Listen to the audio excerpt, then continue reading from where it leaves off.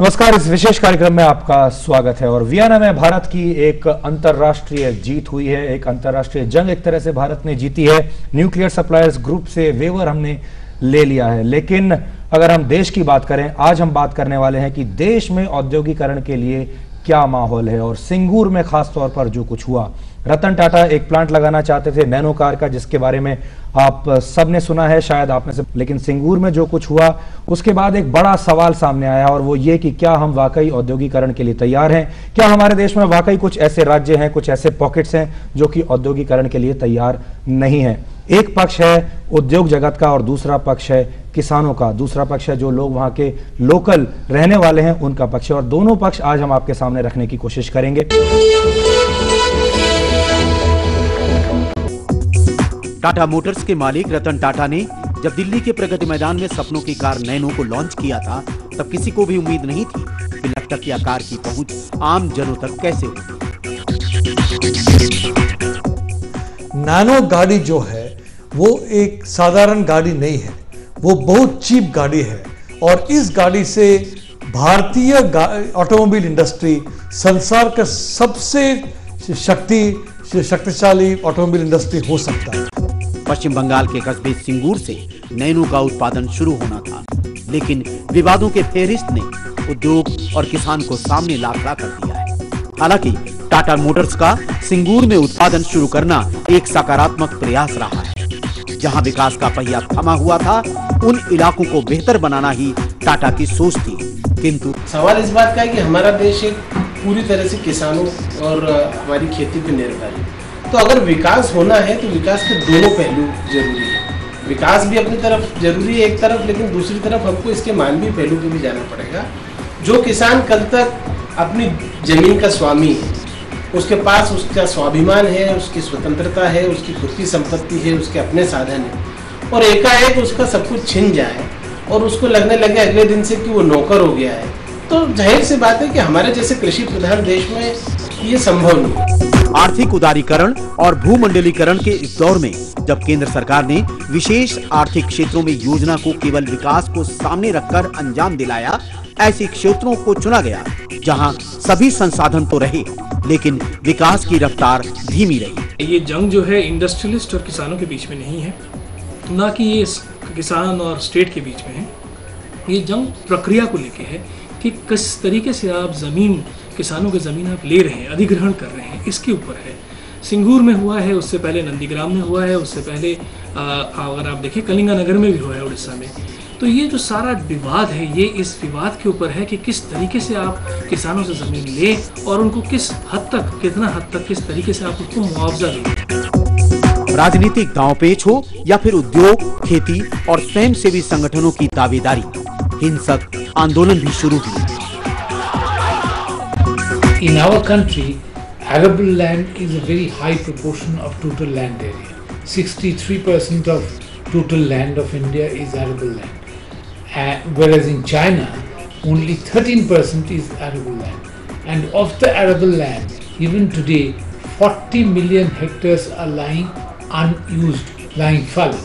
So, the talk about industry taking up too much of land doesn't hold water. Because industry will need only a very little portion of total land available in the country. विशेष पहल के चलते समझौतों की पहल अंजाम में आई, पर किसानों को क्या मिला? जमीन तो गई, पैसा मिला, लेकिन विकास की रोशनी के नाम पर केवल अंधकार। कब वहां रोशनी फूटेगी? राजनीतिज्ञों को समझना होगा कि खेती के अलावा औद्योगिकीकरण का पहिया भी चाहिए, ताकि कृषि और उद्योग दोनों कंधों से राष्ट्रीय हित विकास के साथ आगे बढ़ सके।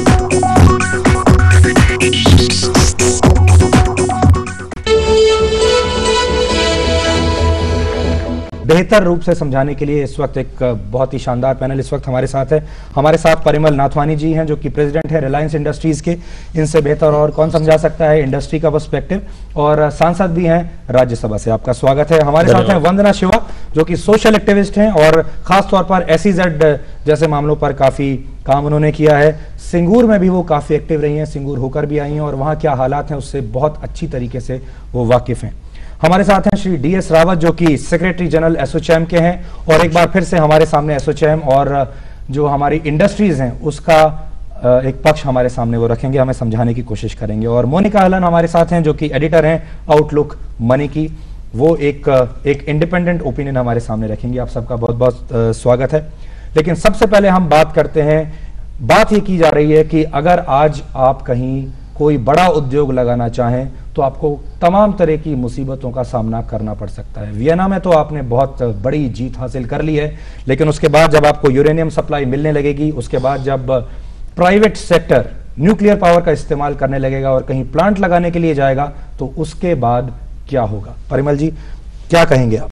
इंडस्ट्रियलाइजेशन के लिए देश में जो पॉलिसी बनी है और पॉलिसी के मुताबिक जो काम चलना चाहिए, वो कुछ लोग उसको बार बार रुकाने की कोशिश करते हैं और इंडस्ट्री को ब्रिटिशरों के साथ देखा जाता है, सामंतशाही के साथ देखा जाता है। तो मेरे हिसाब से जो पॉलिसी बनती है, वो पॉलिसी जब बन रही है तभी सभी लोग उसके अंदर, लोकसभा के अंदर, राज्यसभा के अंदर, सभी पक्ष के लोग उसमें उपस्थित होते हैं। अगर उनको जो भी इश्यू है वो उस टाइम पे आना चाहिए, नहीं कि जब कोई आदमी एक इन्वेस्टमेंट करता है और हम बोलते हैं कि फॉरेन से इन्वेस्टमेंट आना चाहिए अपनी कंट्री के अंदर। हमारे हर स्टेट से मुख्यमंत्री जाते हैं विदेशों में, लोगों को बुलाते हैं कि आप इंडिया में आइए, इंफ्रास्ट्रक्चर है, चाइना से हमको कॉम्पीट करना है। तो ये सब सारी बात हम जब बाहर जाके बोलते हैं तो हमें अच्छा लगता है। और हमारे देश के अंदर बहुत शर्मजनक घटनाएं होती है कि फार्मर के नाम पे कोई इशू बना देता है, कोई गरीब के नाम पे इशू बना देता है, कोई एनवायरनमेंट के नाम पे इशू बना देता है। बट अगर आप देखेंगे तो इंडस्ट्री जैसे SEZ हो या नॉन SEZ इंडस्ट्रीज हो, मैं एक चीज़ पूछना चाहूँगा सुधीर जी कि हमको इंडस्ट्री चाहिए कि नहीं चाहिए? रोजगारी देनी है नहीं देनी है? रेवेन्यू क्रिएशन करना है नहीं करना है? कंट्री का ग्रोथ बढ़ाना है नहीं बढ़ाना है? ये सारे मुद्दे हैं जो Tata is a captain of the industries और इतने साल का उनका पुराना ट्रैक रिकॉर्ड है। अगर उनको यहाँ वहाँ भटकना पड़ा, उनको बार बार प्राइम मिनिस्टर को मिलना पड़ा, चीफ मिनिस्टर को मिलना पड़ा, फॉर व्हाट? आज गुजरात में रिलायंस, अदानी, SR और सारे कितने SEZ जो गुजरात में आए हैं, वो तकरीबन 35 SEZ है, जिसके अंदर टोटल लैंड एक्विजिशन जो हुआ है इट इज़ मोर देन 50,000 एकड़। इट्स नॉट अ 400 एकड़। और कोई विवाद नहीं हुआ वहां पर? कोई विवाद नहीं हुआ। ऑल कंसेंट अवॉर्ड होते हैं, फार्मरों के साथ बैठ के निगोशिएशन करके बात करते हैं। हाँ, कोई जगह पे छोटा मोटा विरोध जरूर होता है, कोई फार्मर पर्सनल गेन ज़्यादा चाहता है तो वो विरोध करता है, तो कोई जगह पे लैंड एक्विजिशन एक्ट लगाना पड़ता है, बट उसकी मात्रा क्या है? कुछ नहीं है। लेकिन एक दूसरा पक्ष भी है, और दूसरा पक्ष हमारे साथ रख रही हैं वंदना शिवाजी, जो कि सोशल एक्टिविस्ट हैं। वंदना जी, लेकिन बड़ा सवाल ये है कि कोई भी बड़ी इंडस्ट्री आती है, वो कहीं ज़मीन एक्वायर करती है या कोई SEZ आता है, तो कुछ सोशल एक्टिविस्ट आ जाते हैं, फार्मर्स आ जाते हैं, कुछ छोटी रीजनल पॉलिटिकल पार्टीज आ जाती हैं और कुछ NGOs आ जाते हैं, और वो फिर मिलके उस इंडस्ट्री का विरोध करते हैं और फाइनली बहुत लंबा झगड़ा चलता है, विवाद होता है। पहली बात, 70% भारत कुछ लोग नहीं है। आपने भी, परिमल जी ने भी, कुछ लोग कहा है। 70% भारत जमीन से अपना रोजगार चलाता है और वो रोजी रोटी छिन गई तो उनमें से कुछ इन्वेस्टर बन जाएंगे, कुछ वो पैसे के साथ कर लेंगे, बाकी लोग हमने बार बार देखा है सड़कों पे आएंगे भीख मांगने। दूसरा, ये भारत, इस भारत की धरती, इस भारत की मिट्टी, इस भारत के 100 करोड़ लोगों के लिए है कि छोटे से फॉरेन इन्वेस्टर्स के लिए है जो वहां जाते हैं जहां सब में ज्यादा मुनाफा होता है। और ये अकेले टाटा का इश्यू सिंगूर में नहीं है, आप गुड़गांव झज्जर चले जाइए, रिलायंस ने कंसंट्रेशन कैंप बना लिया है। लेकिन जहां जमीन नहीं छीनी, मान लीजिए महाराष्ट्र में, विदर्भ में जमीन नहीं छीनी, किसान के पास जमीन है या नहीं है, वो खेती कर रहा है, लेकिन वो भी आत्महत्या कर रहा है। सिंगूर में एक और किसान ने आत्महत्या की क्योंकि उसके जो 3 बेटे थे, वो इस टाटा के प्लांट में उनको नौकरी लगने वाली थी, लेकिन उसको लगा कि नौकरी नहीं लगेगी, जमीन भी चले गई, तो उसने आत्महत्या कर ली। किसान खेती भी कर पाए, आत्महत्या भी ना करे और देश की भूख भी मिटे और स्वास्थ्य भी मिले। जो कुछ वंदना जी ने कहा वो किसानों का पक्ष हो सकता है आम जनता वहाँ यही सोचती हो, लेकिन अगर ऐसा है तो फिर नैनो कहाँ बनेगी? क्योंकि इस देश में किसान भी रहेगा लेकिन इस देश में नैनो भी बनेगी। जैसे वंदना जी ने कहा कि ये देश में 70% लोग जो हैं वो गांव में रहते हैं, ये बात सच है। परंतु ये भी सच है कि उन 70% लोगों का योगदान जो भारत के विकास में है वो केवल 17 और 18% मात्र रह गया है। और यही एक कारण है कि आज पूरे देश के अंदर में 70% न मानिए आप, 30% मानिए या 40% मानिए, which is as good as a nation, इतने लोग गरीबी की नेछा के नीचे पल रहे हैं। और जब आप इन लोगों से, सब लोगों से बात करिए तो सब लोगों को ये बात स्वीकार्य होती है, इस बात की रियलाइजेशन होती है कि देश को अगर तरक्की के रास्ते पे ले जाना है, आपको उन लोगों को रोज़गार देना होगा। और रोज़गार देने के लिए केवल एक इंडस्ट्री होती है कि जिसको लाना होगा।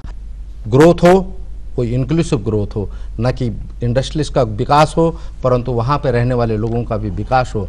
और मैं समझता हूँ कि 30 वर्ष के बाद जब एक पूरे वेस्ट बंगाल के लिए एक विकास की लहर आ रही है, जब वहाँ पे इन्वेस्टमेंट जा रहा है, इसको दुर्भाग्यवश एक वोट की राजनीति में तब्दील कर दिया गया है। और मैं समझता हूँ कि ये उसी राज्य के लिए नहीं, पूरे देश के लिए, पूरे देश के विकास के लिए, पूरे औद्योगिकरण के लिए एक घातक सिद्ध होगा। मोनिका, आप पूरी बहस सुन रही हैं, आप पत्रकार हैं, दोनों तरह के लोगों से आप हमेशा मिलती हैं, आप क्या कहती हैं? अभी तक जो बात सुनी है, एक प्रश्न जो मेरे मन में ये उठ रहा है कि 50 साल 60 साल से जब हम लोग स्वतंत्र हैं, तो जो प्रोपोर्शन है फार्मर्स का वो कुछ खास कम नहीं हुआ है, और जो पॉवर्टी है, जो उनकी गरीबी है, कुछ खास कम नहीं हो पा रही है।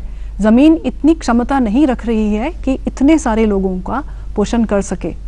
और जो ग्रोथ का जो टेंडेंसी देखी गई है, वो एग्रीकल्चर, इंडस्ट्री, सर्विसेज का जो ग्रोथ होता है, वही एक ग्रोथ का पाथ होता है। फार्मर क्या चाहता है? वो चाहता है कि मनी लेंडर के पास जाए, वो चाहेगा कि उसको मॉनसून अगर ना आए तो उसके बच्चे भूखे मरे, वो चाहता है कि जॉब्स आए वहाँ पर, वो चाहता है कि उसका average low middle class lifestyle हो। क्या चाहता है?